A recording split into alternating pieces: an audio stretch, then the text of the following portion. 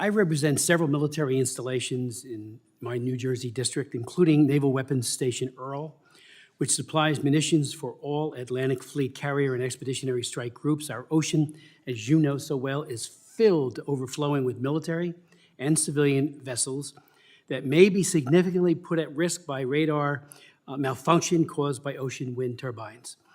I would note parenthetically, I recently learned that even the Armed Forces of Finland has expressed opposition to building wind farms over concerns with radar interference, and they've noted in their statement that that a wind turbine and the distance needs to be at least 40 kilometers or about 25 miles, otherwise there is disturbance.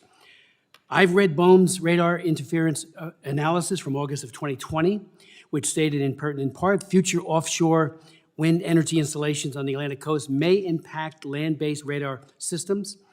And 2 years ago, and 2 years later, I should say, a 2022 study by the National Academies of Sciences, Engineering, and Medicine determined that, quote, wind turbine generator returns obfuscate the marine vessel radar picture for both magnetron-based and solid-state radar, thereby affecting navigation decision-making.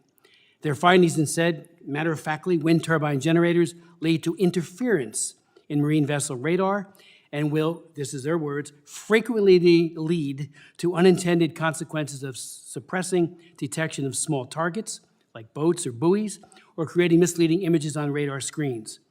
Ominously, the National Academy of Sciences report found, and I quote, wind turbine generator mitigation techniques have not been substantially investigated, implemented, matured, or deployed. So my question is that true? This was only handed out last year or issued last year. Is there the possibility that some 3,400 wind turbines proposed to be deployed off our coast could make navigation less safe? Well, thank you very much for the question. I think since the beginning of the renewable energy program at BOEM, we have worked very closely with our partners at the Department of Defense all throughout the process, starting as we identify potential sites for offshore wind. We certainly take the input from the Department of Defense seriously and make sure that we are deconflicting where we are placing these, suggesting that we lease for wind energy and making sure that we are not unduly impacting any Department of Defense activities. It's something we do throughout. There is a clearinghouse within the Department of Defense that we work closely with throughout, as I said, from the leasing process through any decision that might be made on an individual project. But again, they've suggested, and it is their conclusion, it is their finding, it has not been substantially investigated, implemented, matured, or deployed. And there is a relative fast track, and part of it is because of the Inflation Reduction Act, with a tax credit that operations have to begin at least by January 2026, so there's a rush to get it done. I'm very worried about all of that vessel traffic and collisions and worse that could happen.